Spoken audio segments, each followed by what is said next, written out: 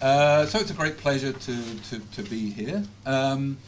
Very happy with the focus on domestic resource mobilisation. You can see that it's actually the 50th anniversary this year of the Fiscal Affairs Department, where I work at the fund. So we've been doing this for 50 years, so we're quite happy to see the strong interest in it. Of course, that's good and bad that we've been doing it for 50 years, but you can argue that either way. But certainly very much support the emphasis that we're now seeing on this. So what I thought I'd do was say a little bit about trends, which you've heard a bit about, and then really just raise three thoughts that we might say a little about. So firstly on trends, so we've heard a bit about the stronger performance of lower income countries over the last decade or so. So this chart basically shows tax to GDP ratios for these 4 income groups of countries, basically dividing the world into quartiles. And if you look at the bottom, the red line is the low-income countries, and you can see that since about the turn of the century, this is the median. This is the median for each group. The median's gone up from about 10 to 15, rather impressive. And in some ways, even more impressive is the resilience of revenue performance, tax revenue performance, during the crisis, which you can see is in stark contrast, in particular to the high and upper middle income countries. I was going to very much echo Oliver's remark about, we've known for a long time that the tax revenue data in many countries is a little bit shaky. I think we know now that we have to worry rather more about the denominator than we used to do. Also, that's not just for low-income countries, by the way. Even in advanced economies, when you try and do some serious work, for example, on assessing the extent of tax evasion or, informality in some sense, it's problematic because even there the data comes with some adjustment that you've no idea for this kind of activity, which you've no idea how it's been made. So this is a problem, in fact, for all income groups. But anyway, now of course you can see some good news here, but this is still saying that the median revenue performance in the low-income countries is 15% of GDP. Well, it's better than it was, but that still means that 50% of countries in the group have less than that. So I think we can certainly see there's both need and scope to do more. This is not quite as dramatic as you sometimes hear. I think this is partly because of regional divergences.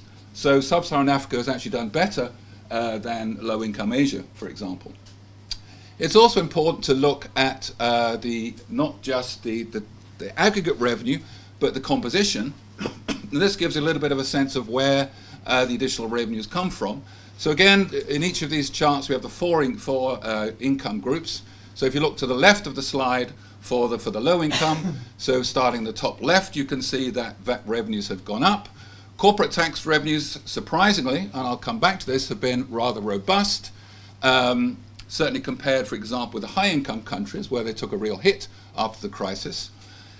In the bottom left, there's actually in some respects, one of the most optimistic things here is that low-income countries where the personal income tax has been stagnant and really almost meaningless for many years is actually starting to do rather better.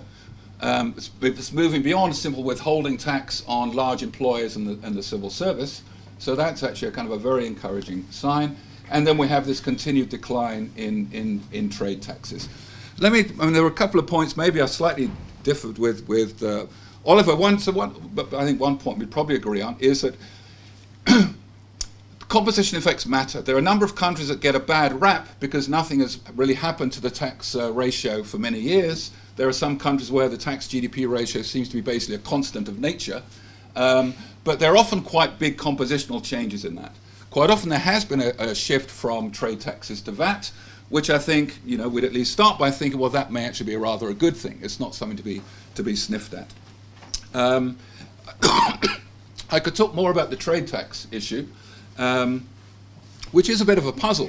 It is a bit of a puzzle. Why? And I think one of the first papers I wrote when I went to the fund, which was somewhat career limiting, was to point out that there had been this failure to recover trade tax revenues in many countries, which is a bit of a puzzle because the VAT is basically levied at the border. So it's not at all clear why you couldn't do at least as well with a VAT as you could with tariffs. We could talk more about that puzzle, but I think that's rather an important issue.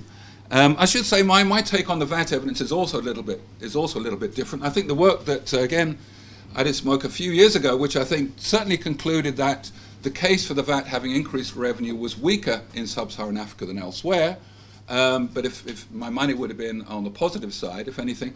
And some more recent work done by colleagues at the fund actually find surprisingly strong revenue impact of the positive revenue impact of the VAT in sub-Saharan Africa. It also confirms what Oliver was saying about, I don't know if we're talking about the same paper in fact, but it also points to this, to me at least, surprising strong performance from SARAs. I was rather surprised by that. And of course one thing to bear in mind in all this is that we always talk as if all VATs are the same, all SARAs are the same. They're all of course quite different. Even the VAT, I won't go into the details, I'm sure it bored 98% of you, but VATs in different countries are very different, have very different features. So we're always oversimplifying when we say a bunch of these things. Let me say, maybe also mention extractive industries, where we do know that, and this is simply showing how important revenue from the extractive industries is in many countries, particularly petroleums, of course, but also mining in a number of countries. This is perhaps where I would marginally differ from Oliver. I actually don't think extractive industries are necessarily very hard to tax. If you ask me, would I rather tax a bank or would I rather tax an extractive company, I would rather tax extractive company. As my administration colleagues say, extractives, you're basically digging a hole, taking stuff out, taking it somewhere else. And that does help. For example, if you think about transfer pricing, people always talk about transfer pricing as if it was the biggest problem in international taxation. It is not, but let me leave that aside for the moment. Transfer pricing, at least with oil, okay, how hard can this be? There's a world price out there. Of course, different qualities, so on and so forth. But if you ask me, do I want to value someone's sale of oil, or do I want to value the intellectual property right that Apple have just transferred to the Bahamas? Which would I rather value? So, just again a slight. I mean, I wouldn't necessarily. I'm not saying it's easy, and certainly there are the corruption issues. I'm not saying it's easy, but I wouldn't think of this as necessarily the hardest sector to tax in this pure design sense. But there are three things I wanted three thoughts I wanted to put in your mind. The first I sort of hesitated on. I wanted to say a bit about conditionality. And I hesitated, conditionality in fund-supported programs. And I hesitated both because I'm sure people have views about conditionality in general, but I think it's really, and I don't want to, it's distinct from the work we do on technical assistance, most of which, or is the large majority of which is not related to conditionality. But I think it's important to think about conditionality issues if we're thinking about trying to support domestic revenue mobilization in developing countries. And I thought it might also be of interest, given that we've heard the importance of evidence-based analysis, to think a little bit about what conditionality does in terms of countries' performance in strengthening revenue mobilization. So this just gives you a sense of the nature and extent of revenue-related conditionality in IMF-supported programs. So the one on the picture on the left just shows you distinguishing between low and middle-income countries, the number of countries that had some revenue-related conditionality in a fund-supported program. Of course, the up and down largely reflects just the number of programs. Not all programs have revenue-related conditionality, particularly the kind I'm talking about, which is essentially micro conditionality of some sort. But you can see there's quite a lot of countries, quite a lot of experience with conditionality in IMF-supported programs. Different kinds of conditionality in terms of how important it is to reviews of the program and so on. But we've had certainly quite a lot of it in recent years. On the right, you see what it relates to. So a lot of it, where we can tie it to specific taxes, a lot of it relates to goods and services. The next largest is income, which I would think would typically mean corporate income tax. And then there is a trade-related conditionality. And this could be both policy and administration. So the question would be, well, is there any evidence that this kind of conditionality has a lasting impact on revenue importance? And so here I'm summarizing a paper by colleagues Crivelli and Gupta, and they do the kind of cross-country thing that Oliver was talking about, basically looking at a set of experience of a wide range of countries with and without programs, basically looking to see if revenue-related conditionality seems to have a significant lasting impact on a revenue performance. I should say this is that we look only, or they look only at conditionality that is met. So it's only when the country meets the conditionality that we're sort of giving it a 1 rather than a 0 in the regression. So at a minimum, it's kind of testing whether, well, does the conditionality make sense, in the sense that if you follow it, does it tend to be associated with a revenue improvement? And basically what they find is there is a significant, sizable impact, typically about 1 point of GDP extra in revenue over 3 years or so. Mainly comes from goods and services, which is perhaps not surprising, given that clearly we tend to focus quite a lot on VAT and excises, particularly strong in low-income countries, and particularly where governance is strong. And one of the reasons I wanted to raise this was in a sense less for whatever it may say about fund-supported programs, but for thinking about the question, well, if we want to encourage domestic revenue mobilization, do we want to provide incentives? Are there kind of any incentives we need to build into the support to ensure that that happens? And just to give you one sort of concrete example of the kind of thing I have in mind, there's one sub-Saharan African country where we've been really quite involved, did very well, substantially raised its domestic revenue, and then gave it all away in tax incentives. Now, of course, you could say, well, that's fine. If they want to give it away in tax incentives, fine. What matters is they had the capacity to raise the revenue. But of course, many people would say that these incentives are really likely to be rather ineffective. They raise all kinds of governance issues. So the question is, what would you do in that sort of situation? Is it, in fact, really potential revenue we care about, not actual revenue? Maybe that was the country's choice, was to spend the money on tax incentives rather than on whatever, health, education. Second sort of general point I wanted to raise, which is more because, this is because it's something that always irritates me, so I can get it off my chest for once. Innovative sources of finance. So traditionally, a lot of the financing for development debate raise this idea, well, what we sort of need, or what would be a big help, is some new kind of global tax, and then we're going to allocate the proceeds to all these good development things. So this could be, let's have a global financial transactions tax and give the money to development. Or let's expand, let's play around with SDRs. Or even let's have carbon taxes. Well, use all the money for development and end of the story, no problem. The point I want to make, of course, is, well, these may or may not be good taxes. And I would say, for example, a carbon tax is good. I'm not so persuaded on a financial transactions tax. But of course, there are all kinds of questions. Why on earth would governments be more willing to give up these revenues than they are to give up any other revenues? In fact, it can go even the other way. It could be that there is a good tax that a country would introduce. There'd be some political cost, but since the money is going to somewhere else, okay, let's not do it. Let's not do a carbon tax because all the money is going to go somewhere else, rather than to pay off my domestic losers from the reform. Now, you can make a case that, well, if there are taxes, if there are kind of coordinated taxes that would improve global efficiency, well, that's good. That makes the donor countries better off. They're better off. They'll give more money in support of aid. That's true, but of course the effect is very small. That simply basically depends on the income elasticity of the willingness to give, which we think is probably likely to be small. Of course, what you might ideally like, if you think about what a good tax might be in this context, and I'll give you one actually where I think there is scope to do something, what you would like is a kind of a tax that is economically efficient, but the revenue from which doesn't kind of naturally belong to anybody. Nobody can really claim this is their revenue. And for example, one that stands out there is taxation of international maritime and aviation fuels.